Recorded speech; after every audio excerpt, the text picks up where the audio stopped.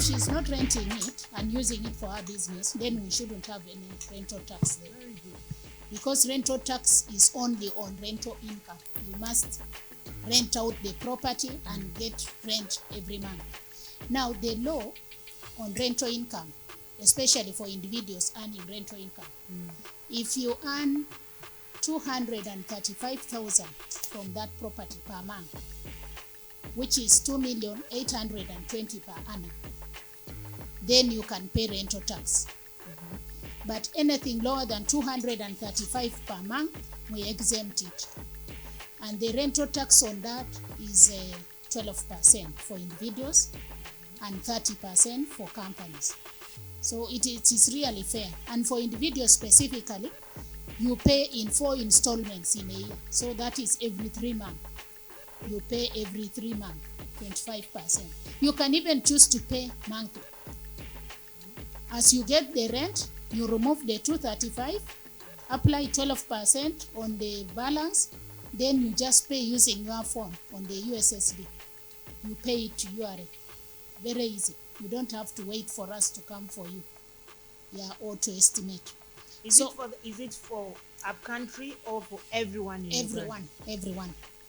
We have now tried to simplify the law. We don't want to segment. When you segment, you cause distortions and it makes it complicated. So it is everywhere. If you earn more than 235, you just pay 12% as rental tax to URA. That is for individuals. Abokugombolola. Nti business teweza kakadde kamu kitundu. Kati lwaki banzijako emitwalo 8. Era baba bakuzingamya. Ogenda okulaba ngera tosobola kweyongerayo. But mama emitwalo egyo 8 gibeera gyabwewaze. Ikiba gyabwewaze. Yes. Kubanga bw'oba tusasudde ku kakadde akalambe bakujjako emitwalo 8. Kibeera kigwa wakati mu local council eyo mu ordinance gye babeera bayisa ng'eggombolola nti omuntu afuna akakadde kalamba katugeza nga magoba gajja mu business tugenda mujjako emitwalo 8 gyokka.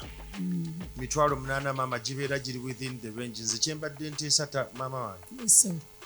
Ogende ku ggombolola otuule n'ab'omusolo beeyongere okunnyonnyola essente ezo ziva ku kikuba wabeerawo etteeka lye baba bayisa mu division eyo mu council bakunnyonyere kwe kyava naye kino kiba tekikyali ku kyaba URA kuba kati kino kibeera kya town council awo ng'emisolo egyo gye giyamba okutambuza eggombolola eyo. Naye era omusolo ogwo taata era gubaako emisolo gyabwe abo bennyini kuba okozesa tiini namba okusasula sente ezo. Ekyo kituufu. Kitegeeza bo bennyini baba involved mu kintu ekyo. Wekiyambira kiri bwe kiti nti kugombolola kw'osasulidde bw'oba okozesezza tiini namba ne bano kibayambako okutrackinga aba URA nti business zino mu ggombolola lino ze business eziri tax compliant zisasula local tax ate ng'era zitambulira ku mitendera egy'emisolo mu ggwanga.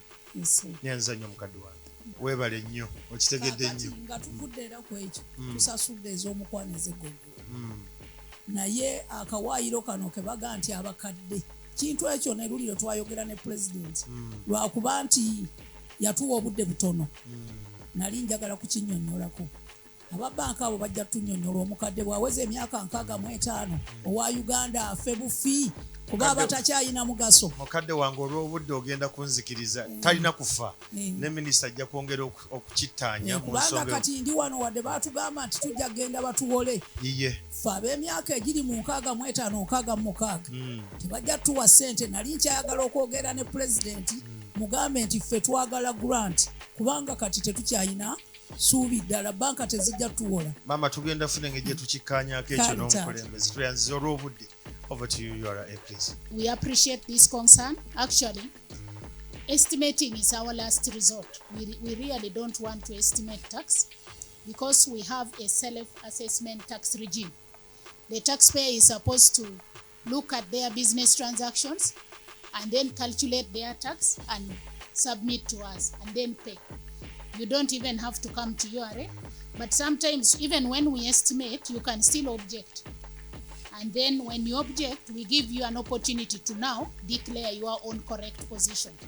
So it is difficult for URA to visit all taxpayers at a go. It is quite difficult, but if you can contact us, we would really want to come and see your business. Of course, when we visit, we get to understand a taxpayer's business better.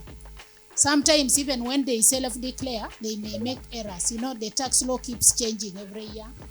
It may have changed and you are using a lower rate or you are using a higher rate. So those are the good things with the engagements with our taxpayers. So through trainings and through engagements such as this, we get to really pick the individual concerns of the investors. So we can pick your number and be able to visit you, but just to apologize that it is very difficult for all of us, for the teams to visit all the taxpayers. Then there was a question on the income tax holiday. The business is in Namamve, and then they have tried to get the income tax holiday exemption, but haven't been able to get. I've come with my two colleagues who are technically able to explain this, especially the exemption. The exemption is in two phases, and there are thresholds in terms of the investment capital that you inject in. For non-citizens, you will be required to put $10 million as investment capital to get those exemptions, which are split into the different tax heads. Then for non-citizens, Ugandans, there is $300,000 investment capital if your investment is within Kampala, and then $150,000 where the investment is outside Kampala. We are encouraging investors to go up country and also invest and create jobs. And that is really what government is interested in. The reason why we have the Honorable Minister for Investment here to support us in this. And we are encouraging all our taxpayers, all our investors to come through and pay any tax liabilities that they owe to URA. Principal tax outstanding as at 30th June. If you pay the principal tax, we will waive the interest and pay no tax if this payment is done by 31st December. So again, that is another window that can help us to relieve on cash flow challenges that our taxpayers are facing and to encourage compliance. Let's all be part of this regime. Let's pay the tax. Let's be part of the tax-paying regime. Yeah. Let's love our country and be patriotic. Thank you. I remember in the justification is that the government had built enough capacity for our local investors. We have many palm trees in Kalangala, Sangobe. There are people who are doing sunflower in Lila, and they were encouraging Ugandans to venture into that, so that this, instead of importing the crude palm oil, then we can do a local production. So I think that's the reason at a policy level why the 10% was introduced and has been running since 2021. Of course, it also improved revenue collection. We used to get nothing from crude palm oil. It used to be 0%. Those people in Malaysia, they will send their citizens to go and plant because they know that they will be selling it to Uganda. So that's why we have a lot of land our people are not cultivating. We're also encouraging you, since you're doing that business, to go into palm oil planting so that you don't import and you have your raw material within Uganda. Thank you. Thank you for choosing to invest in Uganda. And other than that, I know you're doing manufacturing of edible oil, edible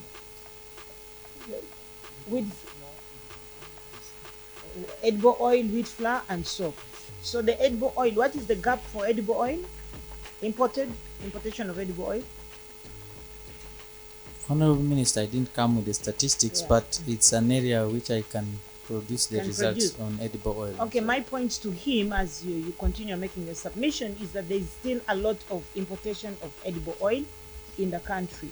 So it's not only palm oil that the Ugandans need for you to be able to make edible oil, but you can also use sunflower and soya bean.